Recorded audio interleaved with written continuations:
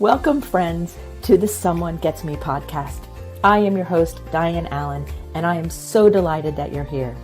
This podcast was created because I believe there is a visionary leader inside each one of us who is waiting to be seen.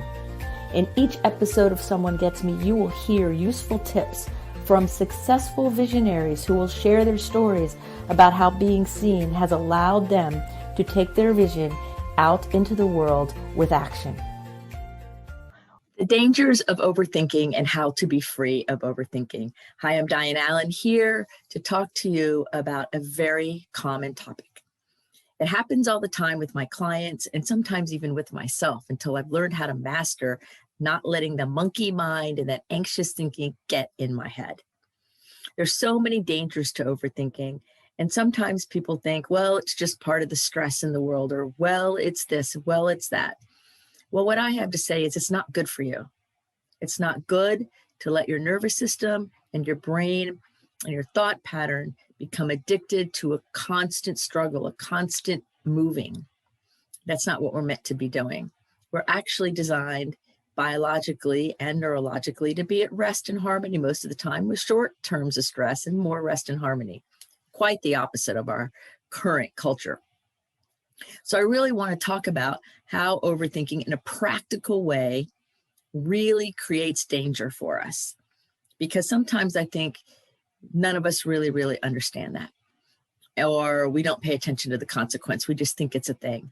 The gifted people I work with, a lot of them comment on the constant chatter in their mind. Or they're tired, completely tired. And then the moment they lay down in bed, their brain starts up again. Or they can't stop thinking to the point where it really stops them from making good decisions. And those things really impair our happiness, our success, and our ultimate fulfillment in life. So let's go over the 9 dangers and kind of see, and you can notice with me, do you have them? Have you had them? Or do you know somebody who has them and they probably need to see this video or hear this podcast? The first one is it impairs your sleep. Poor sleep is one of the biggest dangers of overthinking.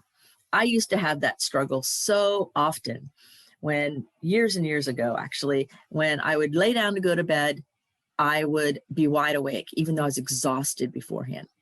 Sometimes I would even wake up in the morning, in the middle of the night, early morning hours, like 2 to 3 in the morning, 4 in the morning sometimes, and then take an hour and a half or longer to go back to sleep because my brain was thinking of ideas. Now, sometimes it was thinking of creative, visionary kinds of ideas. Sometimes it was solving problems for work or a family. And sometimes it had like an anxiety that went with it. And I was just perseverating or thinking over and over and over about something. But regardless of which kind it was, I wasn't sleeping right. And it impaired my health, my happiness, my ability to function at work the way I wanted to, everything. Why? Because I didn't get the rest I needed.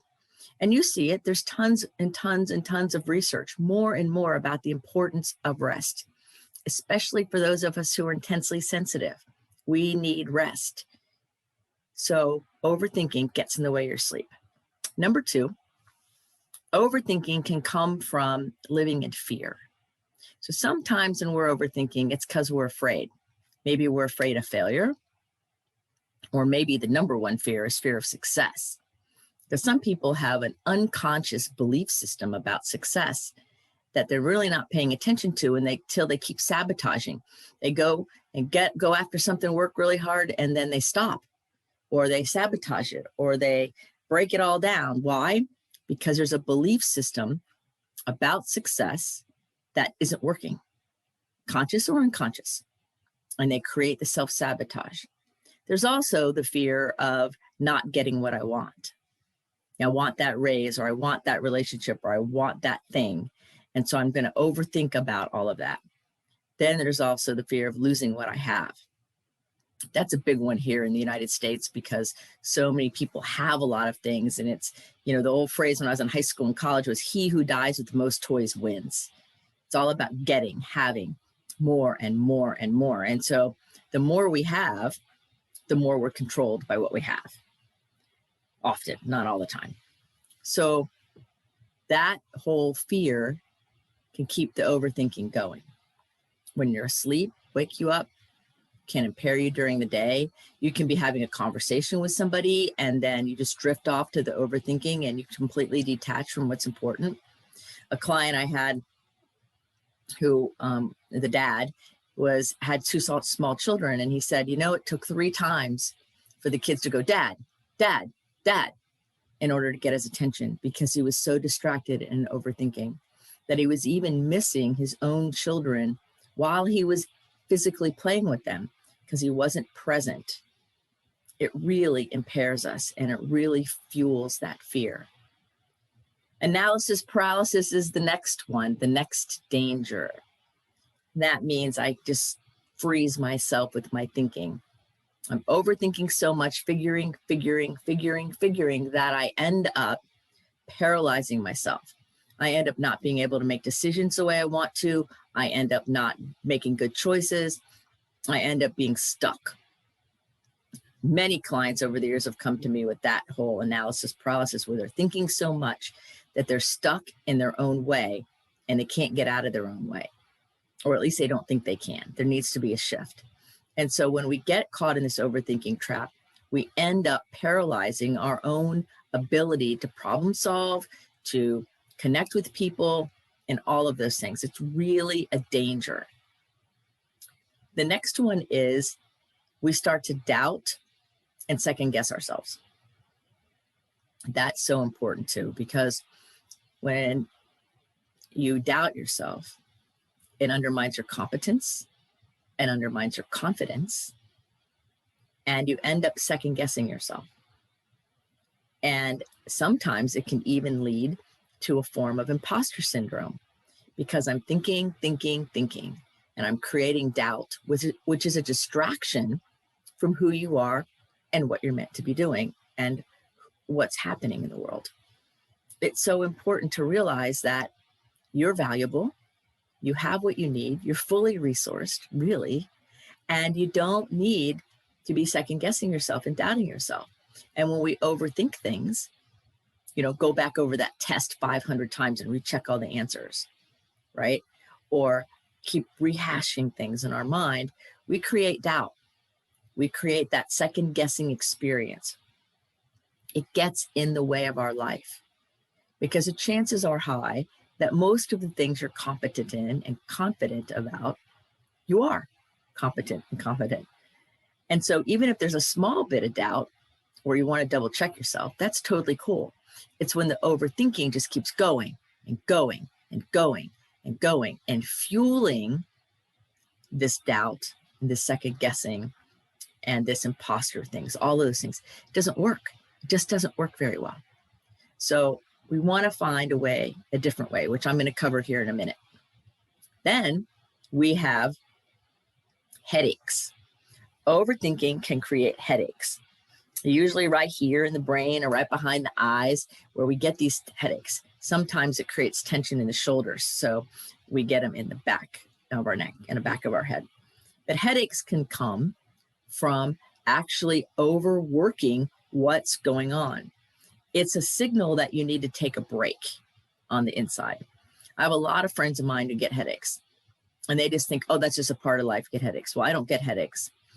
The only headache I've ever gotten was after a car accident, and it was secondary to whiplash. It was not because I was overthinking.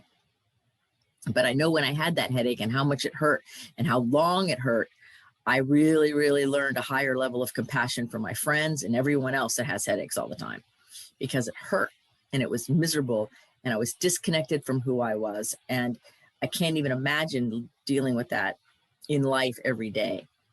But understand that if you're overthinking, and some people I know brag about it, like, oh, I overthink all the time. That's not something to brag about, because what you're doing is you're stressing your system.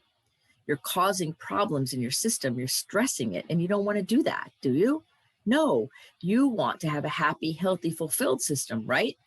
So we really have to begin to start making changes that way and not think so much. Give ourselves a break.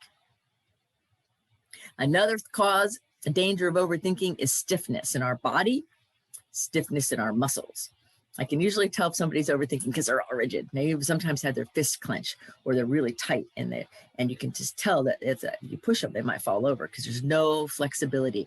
You want to have flexibility in your body so your muscles will move, your body will move, you'll feel really good. And when we're overthinking, we're walking around like a stick with the head brain. And all we're doing is creating more and more rigidity and more disconnection from the moment and more might we say, stiffness. We don't want that. We want to be free and flexible. We want to be able to be in our body, be in our world, and not have our mind running the show to the point that we're paralyzed physically, with our joints hurting, our muscles hurting. You know, you can overthink yourself into a healing crisis. That's not the goal. It's just not the goal. Another danger is one that I used to have a lot of, and that's fatigue, where because either we're not sleeping or we're spending so much time thinking that we end up with decision fatigue, compassion fatigue, or just plain outright fatigue, tiredness. You know, I see it in people who do a lot of overthinking during the day, usually mid-afternoon. They're tired or they're disconnected or they're taking a nap. Why? Because it takes a lot of energy to keep that going. Not worth it. So fatigue in all of its ways, compassion fatigue and decision fatigue and just physical tiredness are a danger of overthinking. So when we do it for long periods of time, we actually exhaust our neurochemistry. We exhaust our nervous system. So our vagus nerve and all the other nerves are like, what do we do? What do we do? Because it's just so much stuff. Remember, your head believes your own voice above all others. So when you're overthinking in there, whatever you're overthinking about is just polluting your whole system. And even if you're thinking about something great, overthinking can pollute and damage something that started out great, like a really exciting vacation or getting married or having friends or whatever it is, right? When we overdo it, too much of a good thing creates a problem. So we really want to begin to back it up a little bit and think about the things that are important, but maybe not as much, right? So we're not overthinking. The eighth thing is the inability to stay in the moment. And this is so important because you hear it all the time. Live in the moment, live in the now. There's all these great spiritual teachers out there that talk about it.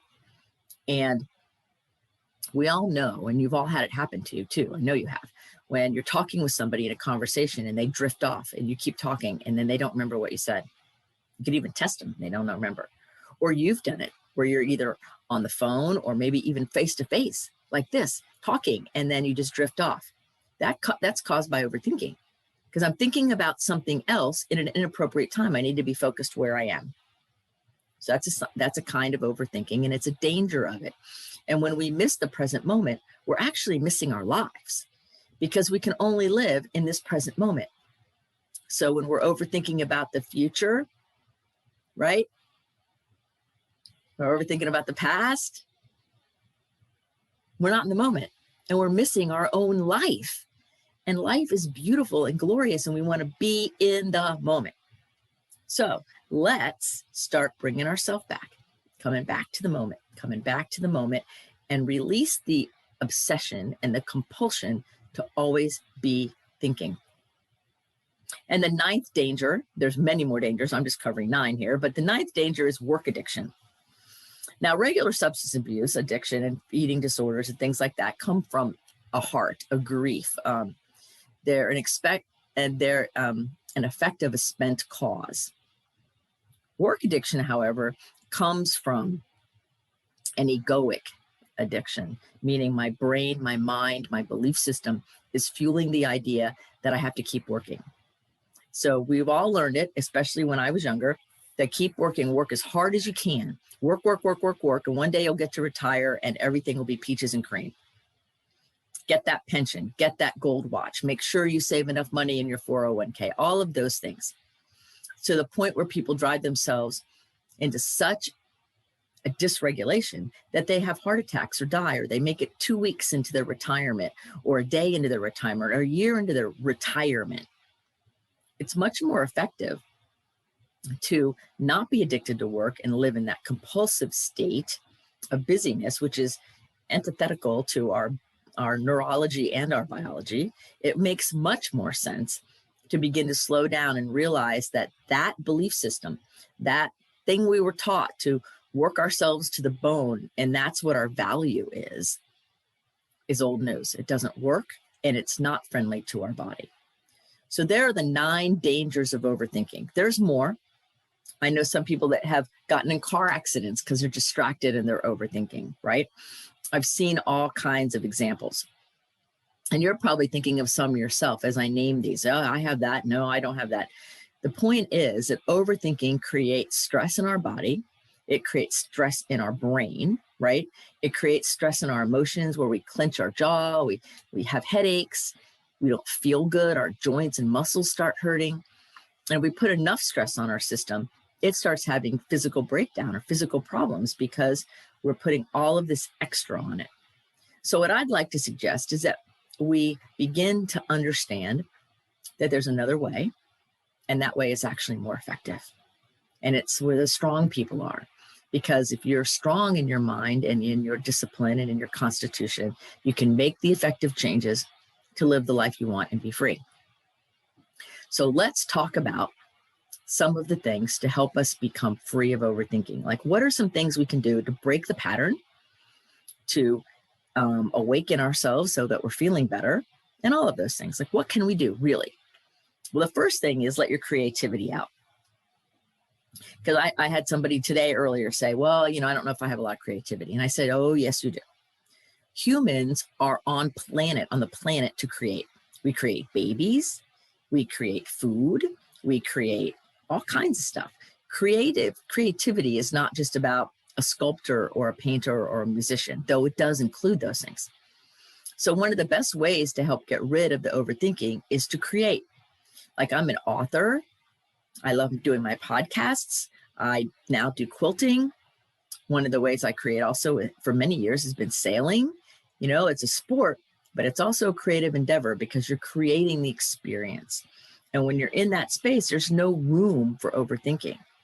And not only that, letting the creative part of you out balances your nervous system, balances your digestion, lowers your blood pressure, and relaxes your jaw and the tension in your shoulders. So it's so important to let the creativity out, whether it's journaling, scribbling, actually doing like music or art or dance, right? But to let it out, because overthinking constricts the body and we hold ourselves in. What we want to do is do something creative so we can kind of open our shoulders and let our real, amazing creative self show up to the party. That's the goal. The second thing we can do to be free is learn how to reframe things. Cognitive reframing. It's so important. Like, oh, instead of I have to get up, oh my God, this is going to be such a hard day. To, man, I get to get up. This is great. Staying in the moment, doing the things we need to do by cognitively using our overthinking brain to stop the overthinking by reframing things to make them friendly to us. Like, I have little stickers all around my office because we're sitting in my office. I have all kinds of things that remind me of things to help me not overthink. Like, I am who I say I am, or my inner dialogue reflects integrity, authenticity, and happiness, or I have joy in every moment, because in every moment there is joy, even in the sorrowful moments, in the painful moments, in the angry moments. So if you discipline your brain to search for the things that serve you, that work for you, you don't need to overthink, you won't obsess, but more importantly, you'll be focused in a direction that serves you, serves your freedom and your happiness and your transformation and your success, right? So important to really pay attention. 2 things about reframing. One is you say it in the present tense, I am, not I'm going to be or I was, because that does not keep you in the present moment. And we've already decided that one of the dangers of overthinking is getting you out of the moment. So the reframing gets you back in the moment. Now, we always want to start with I, because you want to own it. So important to do that.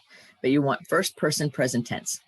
The other thing that's important is to not use a negated word. A negated word is don't, can't, won't, or a general word like all or none. Like, I don't want to eat Italian is not the healthy reframe. The healthy reframe is I desire, and then what do you desire?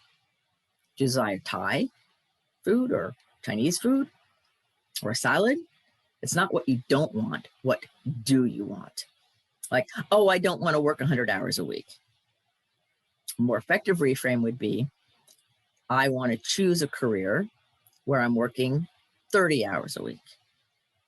I choose 30 hours a week instead of I don't want to work 100 hours a week. Another example is when somebody says they're going to go to their boss and say, I want a raise. And I ask specifically how much, and they don't have an answer. And I go, well, so if your boss gave you $1 more an hour or a dime more an hour, is that good enough? What is it that you're looking for specifically? Because the more specific we can be, and the more we use positive language, not negative language, then it takes us out of that overthinking and obsessing mode. Because we can be in the moment, we're clear about who we are, so it gets rid of the self-doubt, it undoes some of those fears, and it allows ourselves to live in better authenticity and integrity. So when we present to our boss we want more money, or we start making decisions in our business to work less hours, or whatever it is, we can hold on to that integrity because we've been clear with ourselves and we're saying what we do desire, not what we don't want. The other thing is we want to connect with nature. That's a big one for me. I love the full moon. I love being out and watching the stars. I love hugging trees. Nature includes our little animals. I love my dog. I love animals. I just moved to North Carolina recently, and there's chipmunks in my backyard every day. And I go back to them, oh, look at the little chipmunks. Connecting with nature is so important to get us out of ourselves, get us out of this compulsion to think. It's so important. And so I always tell people, go outside if you're not used to it before the sun comes up and sit and watch the sunrise. Watch what happens to the sky. How many shades of green do you see during that time, that 15 minutes, 20 minutes you're out there? As the sun changes all the leaf colors, how many do you see? Or go out when there's a sunset, find a transition where you can really attune and connect with the greater universe. The elegant simplicity of our universe is absolutely stunning. And when we're connected to that and we're one with that and we're feeling unified with that, overthinking is impossible. It just drifts away. The next one to free yourself is to breathe deeply. Breathing, expanding your lungs all the way into your chest and all the way out. And exhaling a little further than you inhaled. Allowing yourself to just decompress your vagus nerve, your nervous system, allowing your cortisol level to drop, which is a stress response, and letting your body come into the moment. Just focusing on breathing in and out and in and out. It makes everything so much better.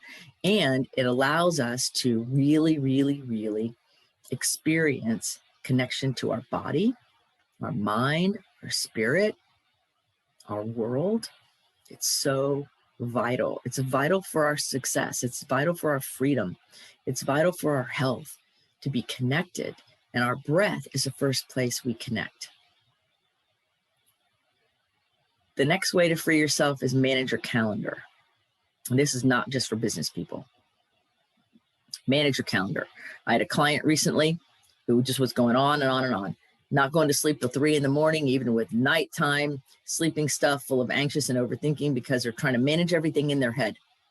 Well, I have to run this errand. I have to go to the grocery store. I have to get my hair cut. I have to do this. I have to do that. And I'm like, well, where is it written down? What? I go, you're managing life in your head. Our heads aren't meant for that. Our heads are meant for us to be able to process and function and solve problems and move forward. Remember, calm most of the time, short intervals of stress followed by recovery and calm. That's how we're designed.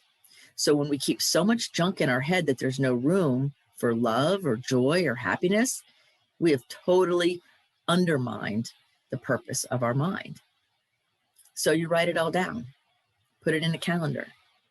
Like every Sunday, I write down what the next week is going to hold. I make sure my calendars, I make it pretty. It's all color coded, but I put everything in there. Everything. Sleep, my creative time, my food, my clients, my recording podcast time, all of it. I put it all in there. I plan out the week. And then I let that calendar help me with my decisions during the week. So I don't have decision fatigue at the end of the day because I just followed the calendar.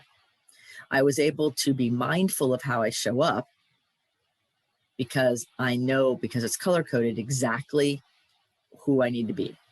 Is the mentor Diane showing up to this? Is it somebody who's just having Zoom tea with me and I'm just going to hang out and have tea with them? What part of me, what are the multifacets of me are going to show up for that particular meeting, right?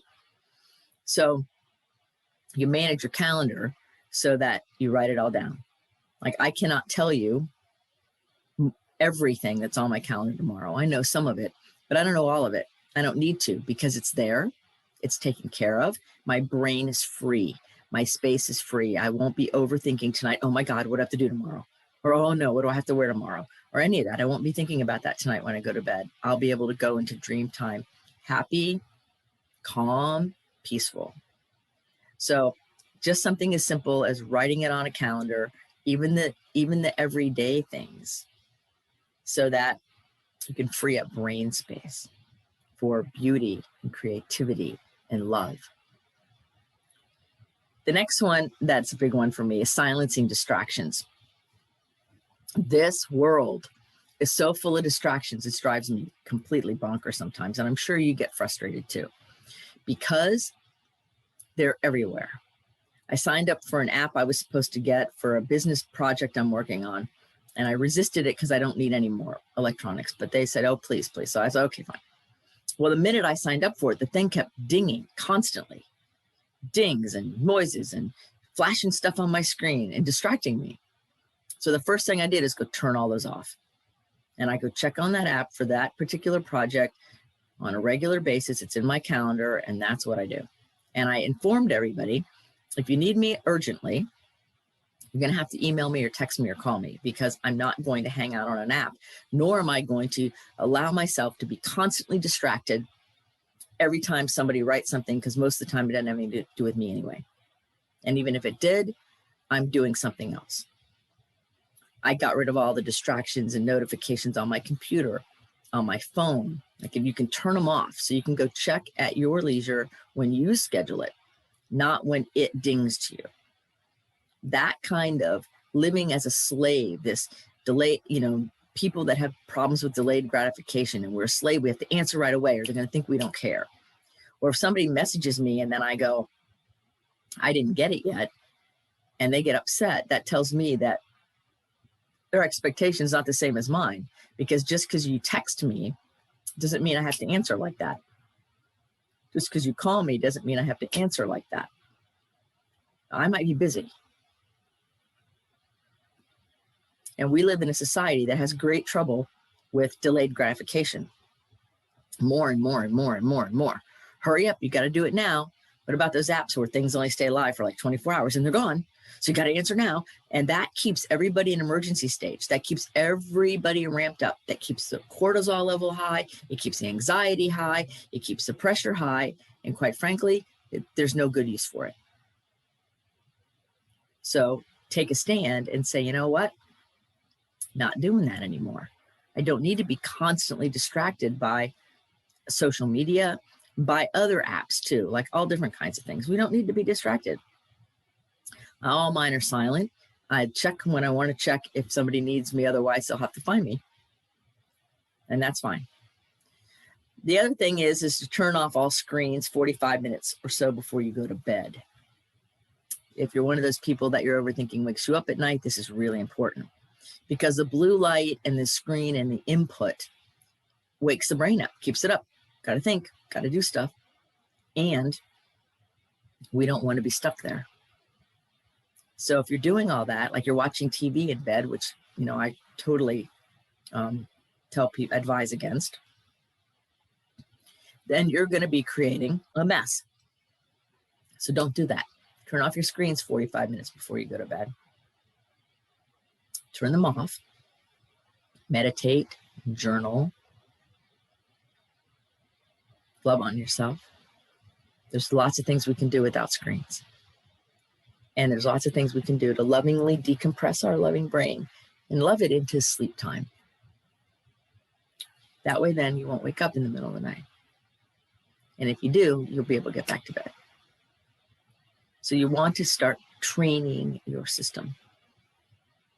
You want to have a good meditation practice. And meditation isn't just legs crossed yoga stuff. It includes that. But some of my athletes I work with meditate by exercising, like running or swimming.